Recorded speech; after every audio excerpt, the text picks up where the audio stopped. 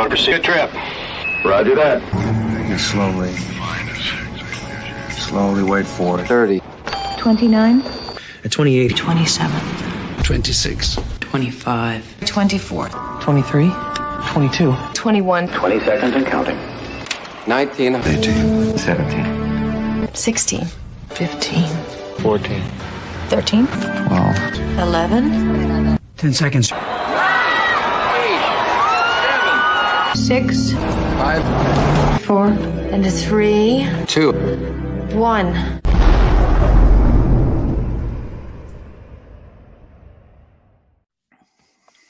Hey everybody, welcome to the Trust No One podcast, the X-Files podcast, where my fellow agents and I discuss episodes of the X-Files. Today we're going to be discussing the 20th episode of the first season, titled Darkness Falls, which originally aired on April 15th of 1994. Chris Carter wrote the episode, and I'm going to screw up his name, I'm sorry. Joe Napolitano was its director. When we were talking about who was going to host which episodes, I jumped at the opportunity to host this particular one because for me watching this series as a kid, I was already hooked by the time this episode had rolled around. And I think one of the things that really made me realize that this was a big deal in pop culture at the time and that the show had actually made it was seeing this show up in my 8th grade language arts class.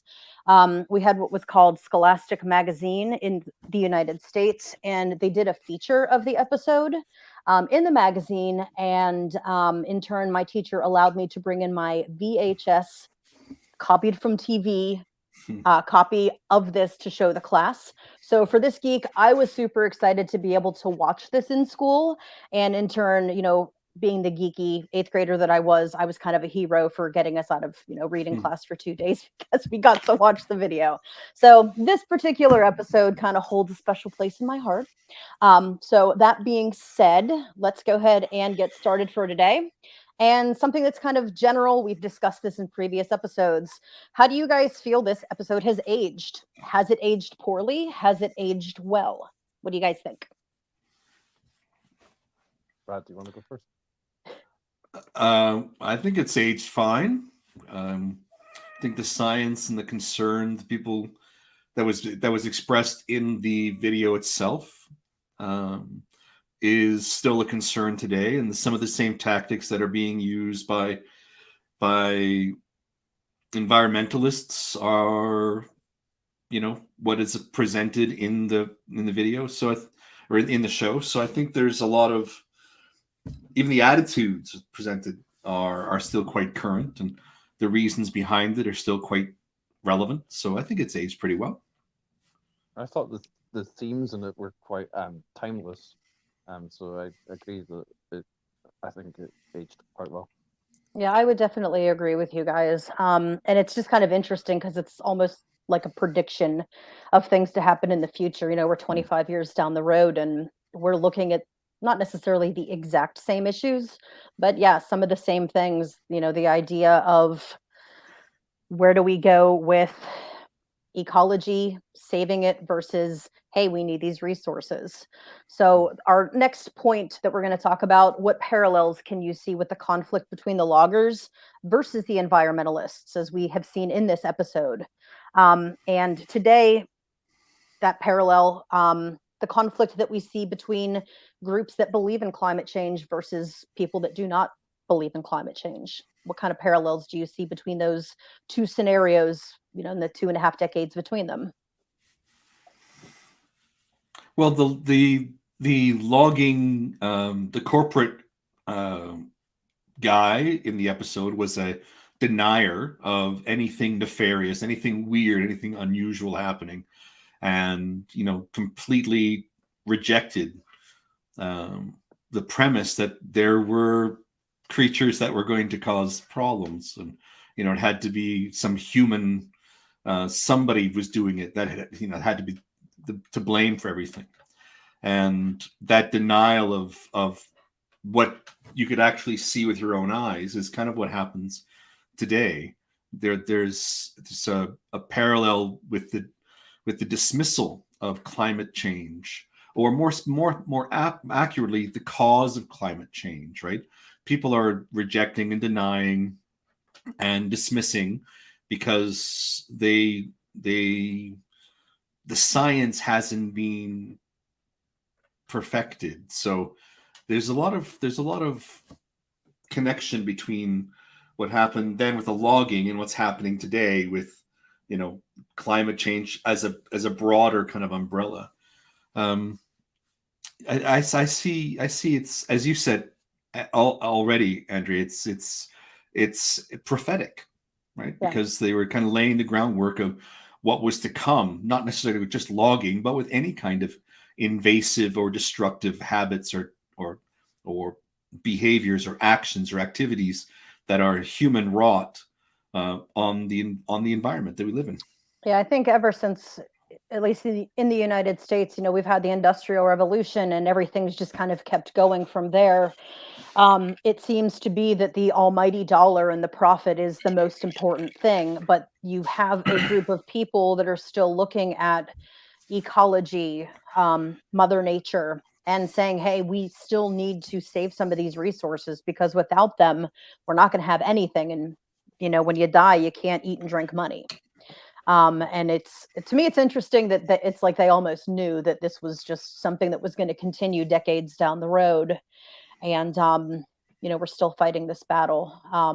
Terms like tree hugger, I kind of personally connected with that. I tend to be eco-conscious. I have my reusable straw and my reusable cup and everything. And in the United States, we have a very disposable mindset. And it's really, really sad that people don't even think to recycle. They're willing to just buy something again so they don't have to wash it. So in some ways, I feel like this was, like you said, prophetic and before its time almost.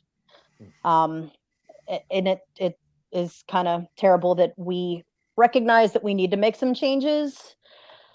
And some people will make the effort to make those changes happen. But, at the same time, are those changes enough? And right now it doesn't appear to be the case. And unlike the bugs where, towards the end there, they have their abrupt ending where it's just like, oh, we found a way to deal with it. The situation with climate change, I don't think is just, we can't burn something and that's going to go away. Right. Agent Dan? I prefer to wait till question 3. Okay, that is fine. All right, so we'll move on to that one. In this episode, the show returned to utilizing nature and an organism that nature had produced that was woken up with human activity. Why do you think that this has almost become a repeating theme within the series? And kind of piggybacking onto that, ice, what parallels do you see with this episode and that episode? So, Agent Dan, since you wanted to go for this one, I'm going to have you start. Okay, so you said that you thought Darkness Falls was or seemed before its time, but while watching it, I felt like it was very much off its time, and was thinking it seemed in certain aspects quite similar to Jurassic Park, I think, and as well as Ice, which has been brought up as a similarity with the and even I think it's the previous episode, Shapes, where it's like that division between humanity and nature, and seeing nature as like a threat or danger, in this case bugs, but also darkness, I would say. Yeah, I think like that sort of theme is very much present in all these productions that I talked about.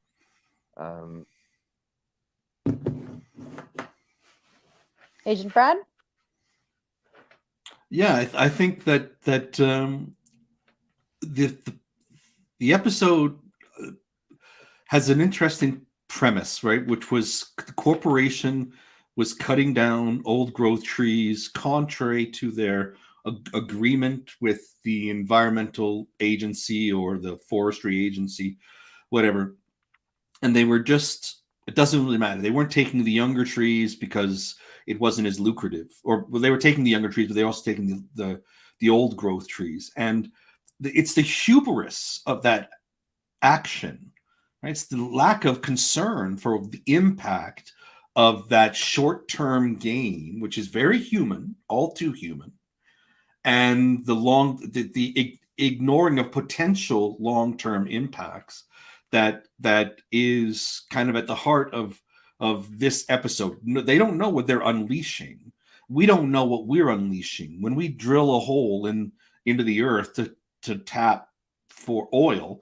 We don't know the impact. No one thought about what it was going to be like if they drilled a hole into shale to inject water to get out the natural gas or the fuel source that they're exploring in there. They weren't too concerned about any of that.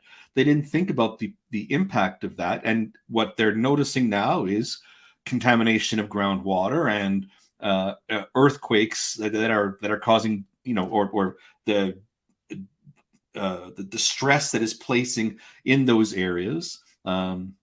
So the ways in which human activity continues and the actions that we're taking, we have no idea what we're unleashing when we drill into the deepest water body beneath an ice surface, right? We don't know what's down there. It's been hidden, and it's not even curiosity. With scientific exploration, as Ice, that episode of Ice, Right. was premised on, that's one thing, Right. right? But even that is hubris. Oh, we're going to dig into this, and we're going to see what's what, without Right. realizing what it could be or taking necessary precautions. The same with this one. Some corporation decided they were just going to cut it down and not really worry too much about possible impacts. But the episode itself did a really nice job of, by itself, the tree sap of the tree bark, old growth or not, 500 years is 500 years. Yeah. But we're talking about organisms that were trapped there from as the premise was, a volcanic eruption, right? Unleashing prehistoric viruses, prehistoric or ancient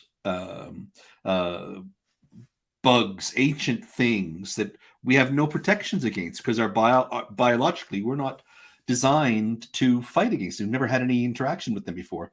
So it's a really interesting story, and I think the reason why we keep coming back to that is because it scares the living crap out of people to think that there's something hidden that we don't really know, and unbeknownst to us, we turn a corner and boom, they're there. We're scared of those kinds of possibilities.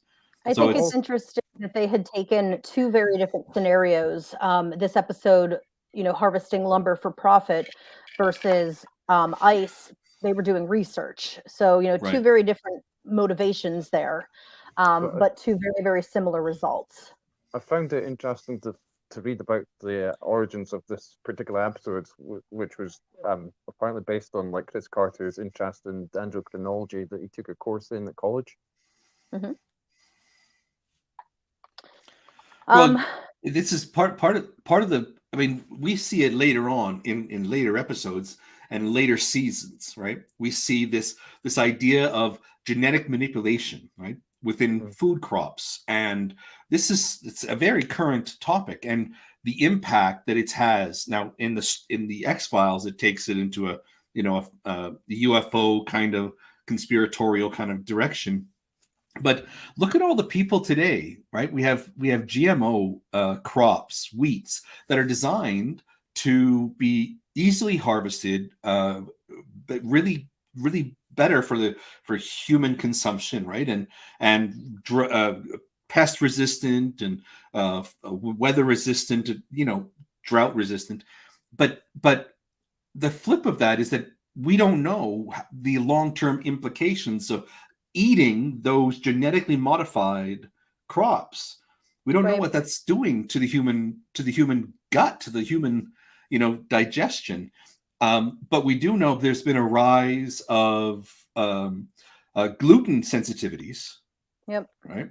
Over the same 25, 35 years that this has been a regular kind of situation. We know that sensitivities to pollens and other kinds of allergens have skyrocketed in this same time period. So are they connected? I don't know, but it's something we're all really we all can see possible concerns that exist for those things. Absolutely. In terms of this being a repeating theme, we've seen this before and we're going to see similarities in episodes in the future. I think maybe one of the things that may have crossed Chris Carter's mind was that when we talk about things in the world around us, we don't know of everything that is on this planet, and this might be a more viable monster than an alien. And, Right. you know, it's something that could happen. I think it's more plausible than it'll be disappointing for some people than, Bigfoot or Fluke Man, as we're going to see in the future. And maybe that's why they chose to make this a recurring type of theme. Well, that seems to be like the themes that he brings out himself, and having previously written The Jersey Devil. Yeah. Yep. Absolutely.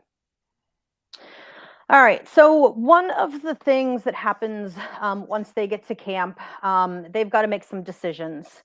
And once they kind of have an idea of what's going on, when they have met Spinny, who's one of the monkey wrenchers, they have decisions to make. We have some believers, we have some non-believers. One decides to hike out, and at that point, Spinny is kind of tiptoeing around at dawn the following day, and Mulder pulls his gun on him, and he's like, "Where are you going?" And Mulder makes the decision on his own to allow Spinny to take gasoline, do the hike back over to his camp, and he has been promised by Spinny that he has got the Jeep over there, and once he saves his friends, he's going to bring the Jeep over, and he's going to get everybody out of the camp. Definitely a questionable choice when the stakes were really, really high there. So what would you guys have done in this scenario? Do you think that he made the right call? Do you think he should have talked to others at camp? What would you guys have done? I think it's a tricky situation, but what would your choice have been? I would have consulted the others in the camp. Agent Dan? Probably done the same thing. Yeah, I understand that there wasn't any time to waste in that particular situation, and it's like you're going with a gut feeling and blind faith, but it's like you also don't want to be the person responsible for those deaths.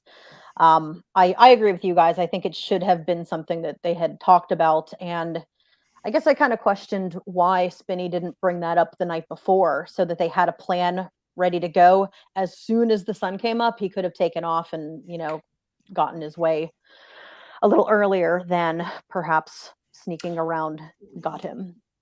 Yeah, and that's possible. It's possibly the, some of the flaws in the episode in terms of the writing and the situations or the context of different scenes or different moments within the story, right? It just seems odd. I mean, I understand why Mulder would choose to believe, Yeah. right? But at the same time, it's a kind of a life and death kind of scenario, and it's not like 2 minutes is not going to, it's not going to make or break the journey. I don't know. Yeah, I would have thought we would have had some differing opinions. I'm kind of surprised we're all on the same page. I don't know, not a bad thing. Just I'm surprised. Mulder and Scully in this episode.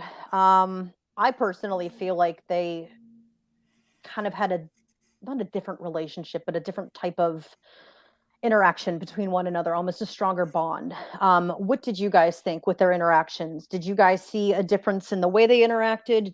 Did you guys feel like the bond was strengthened with this episode? Mulder put her in this position, it's going to be a nice trip to the forest, and then you see what we ended up with. So thoughts on that?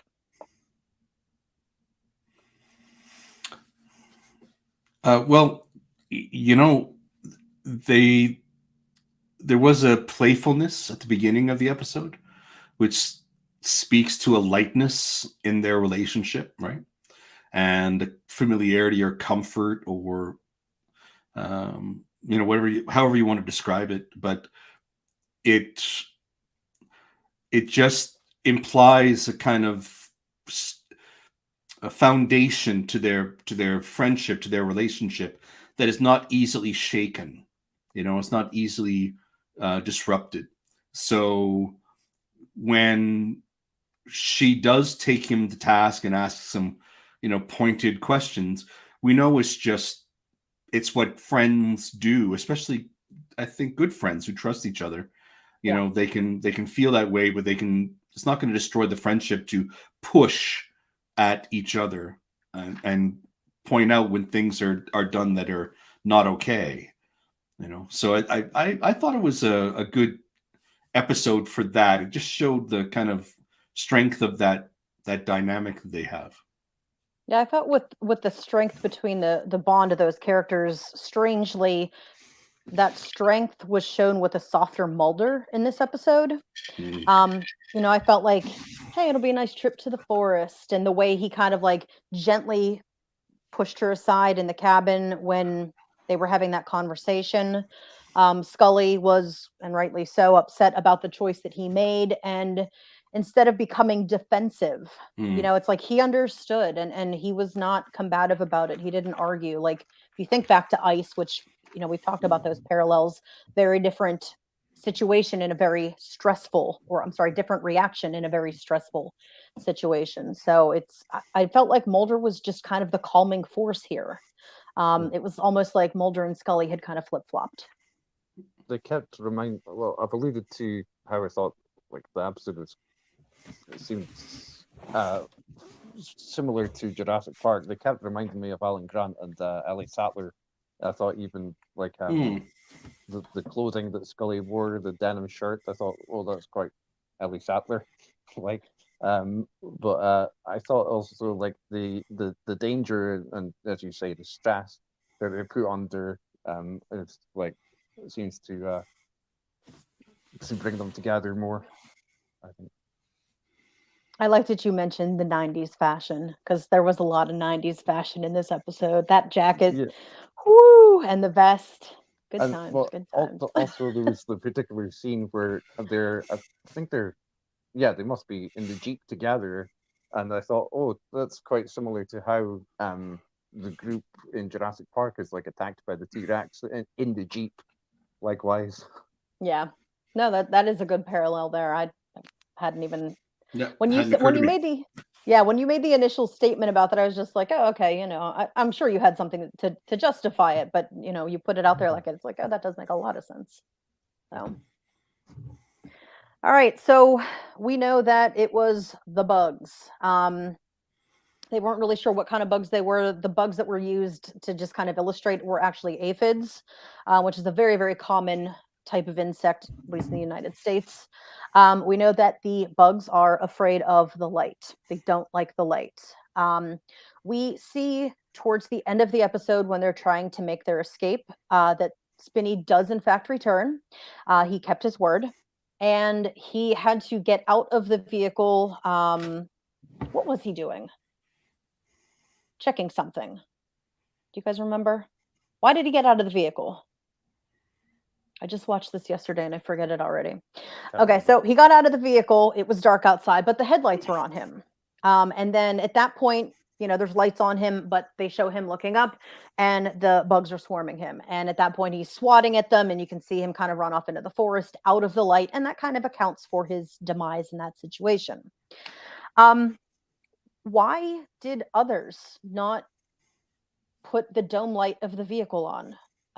The logging company representative, when he got down there, he was specifically playing with the battery at one point. Why didn't he put the dome lights on, or put the headlights or your high beams on? Everybody could have huddled in front of those, turning on flashlights to protect themselves, or building a fire. Do you guys feel like this is something that's explainable in why those weren't done or wouldn't work? Is this just kind of an error in production storyline? I don't think they would have had time to build a fire. Well, I mean, in that sense, yeah. But at camp, they could have. Oh, right. Well, there was. I think it was just a matter of production. It was a monster of the week kind of thing, and they needed to make the story move forward. And I don't think at this point we're meant to really think too heavily about the reasons why actors or the characters did what they did in the fourth act or the of the show. The if we think too deeply about it, how do these little tiny insects, regardless of how many there are, how do they lift a full-bodied person up into a tree? Yeah. You know, these are tiny insects, and there might be millions of them. How do they cause a human body to become completely dehydrated, right? Completely like just all the moisture being absorbed out. When a human body is 90% water, and a 100-pound person, let's say, would be 90 pounds of water. Right. How much water is each of those insects absorbing? Right. I mean, there's a lot of things that don't make logical sense. Well, So it's just part of the story. The scene where they take up the body into the trees, I could quite imagine them like doing that with webbing, because they create the webbing that's around the guy that's found dead in the Jeep, for example. There's quite a lot of webbing, and I thought it was interesting to read that so many of the bugs were created with CGI. Yeah, and I think that, I don't know, if I was an actor, I don't know if I'd want to be covered in tiny little bugs that you're never going to get out of your ear or something like that. I'm not afraid of bugs. They don't really bother me, but I guess being covered in bugs just doesn't really sound like a pleasant experience. Apparently, it was 95% were CGI. And that would make sense. There was criticism with the way that the bugs looked. I mean, I kind of felt like they weren't terrible for 1994. But in terms of it, lining up with the storyline, I don't think back then we critiqued TV like we do today. I do think today we put a lot more thought into these things than we used to. And I don't know if it's just something we do now, and maybe we have the resources to put it out there on social media and platforms like we have. But yeah, it was just not something you really thought about. It was like, hey, it's entertainment. Don't overthink it. And maybe that's, why they were like, nobody's going to ask that question of why couldn't they just build a bonfire? I don't know. Yeah, that's what gives directors liberty of saying, swat at the bugs. They're flying around you. Swat at them harder, harder. Right. Scream. They're all over you. Get them off. Right. Get them off. They're in your hair. Oh my God. Yeah. All right. So the bugs, ultimately, were these organisms overpowered in the episode? Did man win? I mean, I don't think so. I think the bugs were overpowered for what they were. In my last comment about getting them up into a tree, Dan's rebuttal notwithstanding, I'm not sure that those little tiny insects were able to lift a logger, or not to mention 6 of them or 10 of them, up into any kind of. I mean, so high, but I just think there were some inconsistencies in how the insects and their relative abilities were depicted. Yeah, I can definitely understand where you're coming from with that. But when you think about ants and what ants can move, I mean, ants can move a lot in terms of weight. My question would be, how would they get it up in the tree? Yeah, that's the disconnect for me. Yeah. But to physically move something from point A to point B, if you have enough of them, I'm sure they can move something pretty large.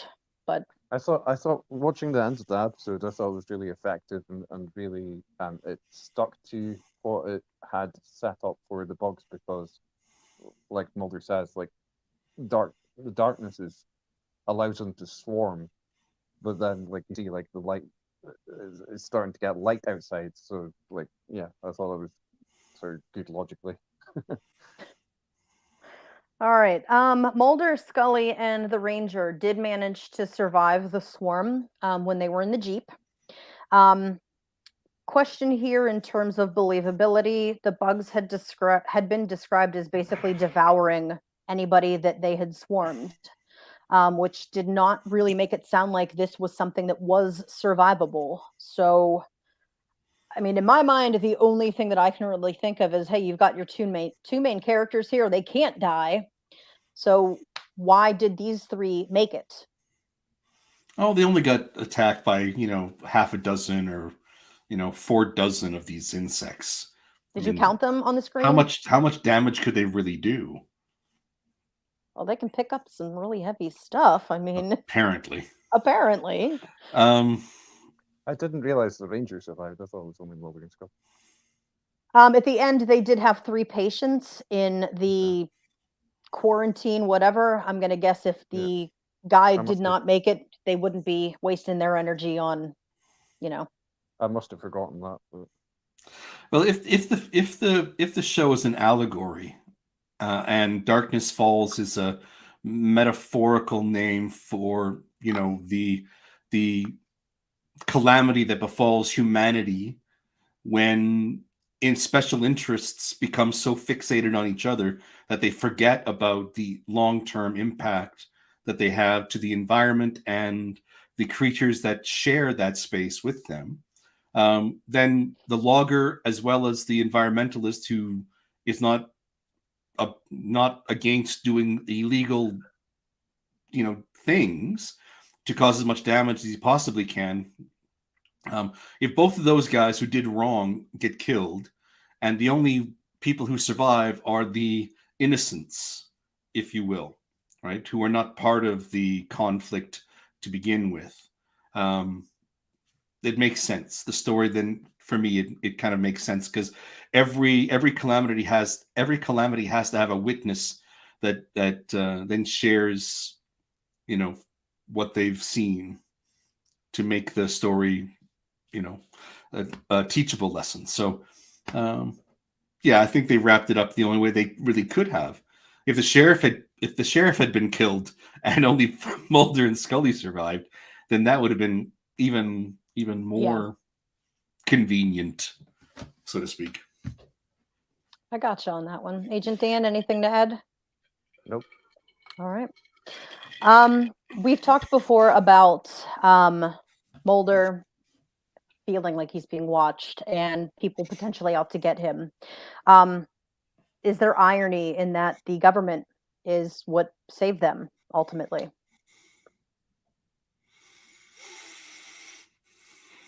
What do you think, Dan? Is there irony? There may be irony. Not sure about that, but I thought there was a certain degree of comfort and sort of domesticity about like the comfort with which they can relate, or at least Mulder seems to assume that they can relate to like the people who have saved them. The people who are working for the government. Well, really, they're all working for the government because they are surely not government themselves. The medical workers, right?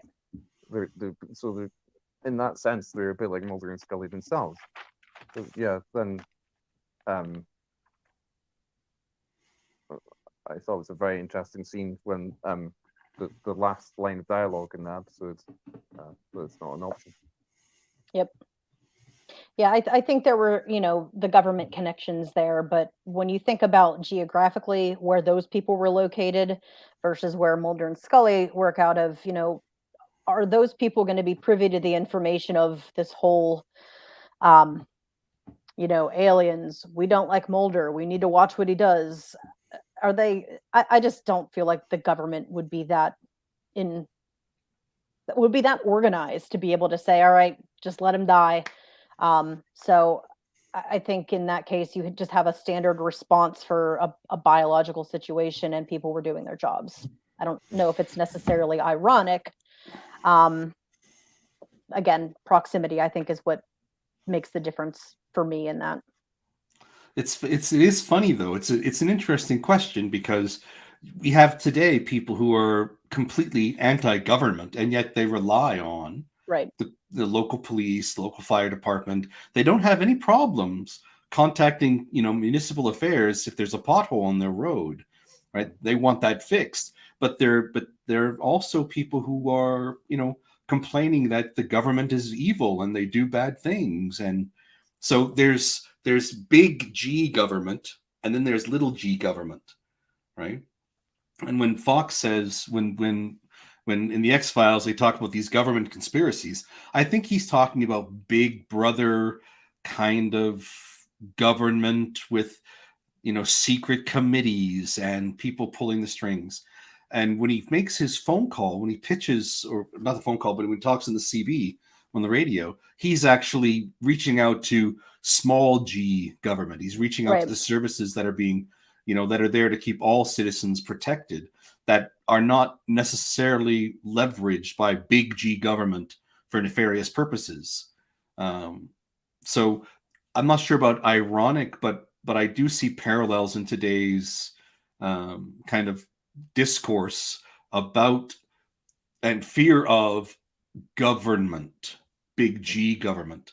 And sometimes in modern times, people don't see the distinction between the two, right? They don't recognize that there's big government, big G government, and little g government, and they just lump it all together until they need the services, as I said, right? So I think you and I could probably have a very, very long conversation concerning that, because at least in the United States, the way that works and the hypocrisy with people, we don't want socialism, we don't want this. Well, I got bad news for you if you're getting benefits. Not that there's anything wrong with benefits. My family was on them when I was little. I grew up poor, but you can't hate socialism and then take. What, you mean you don't want a toll road outside your house to go down to the downtown? Like I said, we could have a hell of a conversation about this. We're not going to do this right now because we're going to run out of gigs on the server. All right, next talking point here. Who kind of leads in this episode? Is it Mulder or is it Scully? Mulder pulled strings to get this nice trip to the forest. Yeah, I thought not only does he do that, but it seemed like he had more lines of dialogue from what I noticed. Okay, at least, so like, towards the end of the episode. So you feel this was kind of Mulder centric? Yeah. Okay, Agent Brad.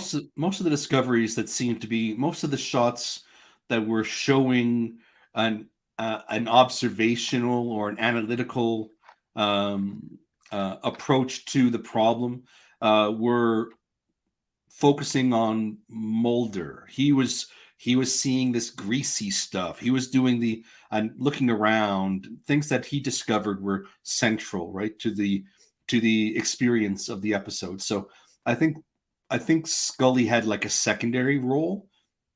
Not that she was a minor character by any stretch, but I think for the most part it was a Mulder centric episode. I had mentioned before. Go ahead, Agent Dan. I'm sorry. Oh, sorry. I was thinking about how it relates to this entire series, and thinking like, yeah. Oh, I've spoken about this before, but yeah, it just reminded me of like, I guess Scully is the character that's introduced at the start of the series, where that's the audience identification character. And I thought, like, sure, like, I get that obviously Scully, to me, and obviously to others, is an important character and it shouldn't take away from that. But at the same time, I was sort of likening the premise of the show to, like, Doctor Who, where, like, you've got, like, companions like Susan and Rose in Doctor Who are introduced as audience identification characters, but the story that then they lead into is, like, the main character of the show is, like, the Doctor, and in this case Mulder, I would say, would be perhaps like an analogy. Well, that's how it seemed to me. Mm-hmm. I actually kind of felt like there were a lot of really strong Scully moments in this episode. Oh, like I had mentioned before, I felt like Mulder was softer in this episode. He was definitely doing his thing as an investigator. It's what he does, and he's obviously very good at what he does. But if you guys think back to some of the scenes before they find the cocoon. If you watch the entry of the scene, Scully's leading. I definitely think she's given. I think they both are given very strong scenes in this episode. I think, you know, when the generator's dying is another case where, you know, the camera is extremely focused on Scully. Yep. Likewise. She's the one that gets hoisted up. She's the one that cuts the cocoon down. You know, when they get back with the core sample from the tree, she's kind of going back and forth with I can't remember his name, the forest ranger, about bugs. And I don't know, I kind of felt like they may have been a little more subtle than Mulder's part in this episode, but I felt like she had some really good scenes that really just kind of, I think, showcased her character. You know, when she approaches Mulder after finding out that he made the decision to let Spinny go, I didn't feel like it was, you know, mom scolding a kid. It was a good conversation partner to partner. And, you know, then she has that like freak out scene towards the end when the bugs are on her, and, you know, they show her not necessarily being just completely out of the count after that. You know, she's holding it together, and she is able to keep herself composed and eventually go out and, you know, get out of there so that they can survive. And she's also the one that moves to show that, you know, hey, there are actually survivors in that Jeep. She is the one that starts moving around to show them, hey, we got to get people out of here. But I think for me, you struck a chord when you said, like Mulder. I believe this is what you were saying. Like Mulder is not seen as like a child sort of character. Yeah, I felt like he was just kind of different in this episode. It wasn't the standard Mulder. I think you've seen him in that sort of role previously in the season. Yeah, yeah, for sure. I think the reason they hoisted, two reasons could have been the reason that they chose Scully to go up. She's the medical doctor. That okay? I give you that. I know what you're going to say for she's the second medical one. Doctor, but she's also, but she's also the smallest of the three. So if you're going, it's going to be it. If you're going to be hoisting anybody, right? I mean, from a strength. If you put three people in a group and someone's got to be lifted up, they're going, the two of the ones who are bigger and stronger are going to lift the smaller. It's just the dynamic. It's just how it's going to be. If you have a good pulley system, it really shouldn't make that much of a difference. You're not talking about people that were that different in size. And if you are going to have to go up there and physically hold on to something, having one of the guys go up there would have been an advantage, because chances are, all right. I don't want. I just pointed out my perspective. I don't want to distract from the rest of the conversation about it. But there was some of this episode where I felt like Scully was like a weaker character, like she was speaking about the bugs and stuff like that. And I think it may have worked better if they'd had like Mulder, like one of the guys, like speaking about the bugs. She asked some questions at the beginning of the episode, and I just felt like the questions were really dumb. Like, oh, must be really rugged where we're going. It's like, you're in the mountains in Washington State. Yeah, so not perfect. And you're hiking through old growth forest that's been chopped down. You're hiking over, the limbs and the branches of trees that have been trimmed up to make them transportable. Yeah. And there's no comment about, oh, look at the destruction. Look at this. Look at this. And I would have been saying to the guy who said that we plant a sapling for every tree that we take down. I was like, where are the saplings? I don't see any of the saplings. Right. Yeah, so as a scientist, she should have been a little more at him from that perspective. I don't think that was necessarily the issue at hand. They had bigger fish to fry in that episode, but no, you definitely have a valid point there. Which leads us to the end of the episode. Somebody had mentioned that they felt that the ending was very abrupt. How do you guys feel about the ending of the episode. Did you like how it ended? I felt like it left the door open for potentially something in the future. I felt like that is something that they've used not necessarily frequently, but on several occasions throughout the series. I don't like that you leave the door open, but you never come back to close it. I didn't think the ending was bad. Definitely not my favorite, but what are your thoughts? It's Dan? definitely one of my it's definitely one of my favorites. You liked it? I love it. And what is it about it that makes that one of your favorites? Anything in particular? Just that, hey, it's open-ended and... Well, I've been struggling how to talk about it without like spoiling it for like, yeah, talking about like what happens later in the series. Like Okay. this time here, like John. Well, it's just one of those 11th hour things, right? It's one of those 11th hour kind of endings. It's like, oh, they're in trouble. Oh, okay. Yeah.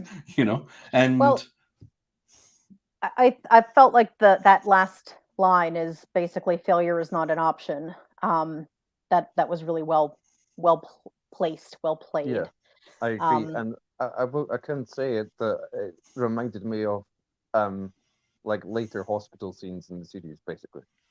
Yep. Yeah, definitely reminiscent or prophetic, maybe, because those are in the future. However you want to look at it. But all right. Enjoyable episode to watch. Did you guys like it? Did you feel like there were any problems within the narrative? Overall, I guess, vibe that you guys got from watching this particular episode? I guess that goes into the final costume as well. Mm-hmm. It does. So do you want to just kind of lump those together? Yeah. Do our ratings and explanations? Go ahead, Agent Dan. How many X's and why? So I decided I would give it 8 X's. oh, okay. Yeah. I really enjoyed this one, but I think it wasn't successful in a way because it wasn't successful compared to like what the intended episodes it seems like to be originally.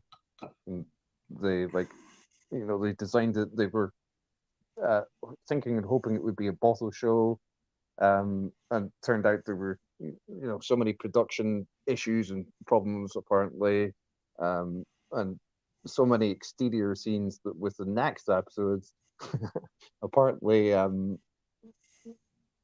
like Howard Gordon, who was working as a producer or executive producer or whatever in the series, told the writer of the next episode that like the keys on the keyboard EXT are broken because they're for exterior, because there had been so many scenes outdoors in this episode. Yeah. This episode is listed in several sources as one of the most challenging for production and film to get done. Yeah. Agent Brad, X's and why? I'll give it a 7. I think that the acting was really good all the way around. Most of the actors, as they presented their characters, did it in a way that made the characters believable, and they didn't have to do more than what they were there to do, right? They weren't trying to steal focus or steal the scene, and just their simplicity made it really an enjoyable episode to watch. The sheriff, I thought, or the forestry worker, I thought was really exceptional. And he went on to have a very strong career in television, as did the guy that played Spinney. He went on to do some really good stuff. And the X-Files got them when they were starting out, or when they were just establishing themselves, and this show kind of benefited from that. Aside from that, I love the location. I love the ideas they were presenting. This question about what would happen if we ever encountered ancient animals or ancient bacteria or ancient viruses, and how would humanity adjust, or the question of, is there going to be an impact on how we we attack the resources of the planet, right? These are really good questions to be raised. And I think they handled it quite well. And they did it without undermining either character, either of the franchise characters, right? They presented different aspects of who they were. I thought it was just a strong, well, a really good episode. It was enjoyable to watch. But I think the insects and some of the decisions that they made for the production kind of undermined some of the potential. So that's why I give it a 7. Okay. I'm gonna give it a 9. I really like this episode. I felt like there were really good characters. The dialogue, I felt like Chris Carter really knocked this one out of the park. The scenery that they filmed in was beautiful. Some of the shots in between scenes, just gorgeous, gorgeous, gorgeous. Nobody really overacted. There was like maybe 1 or 2 things where the call him the logging guy. I don't remember his name. I just felt like the going outside with your rifle and like come out. I felt like that was a little over the top. That's really kind of why I bumped it down from a 10. Just that was not the best in my opinion. And then the acting when the swarms came, I didn't necessarily feel like the yelling was believable. Like if you're being eaten alive by bugs, I felt like you would have had more dramatic screaming. So to me, that wasn't the most believable, which kind of brought it down a little bit for me. So that is where I got my X count from. So we are at about that point. So I would like to thank my co-hosts for joining in on the discussion today. We hope that you, our viewers, enjoyed it.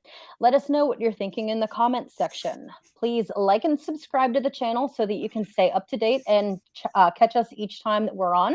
We will see you next time. Thank you for watching. And remember that the truth is still out there.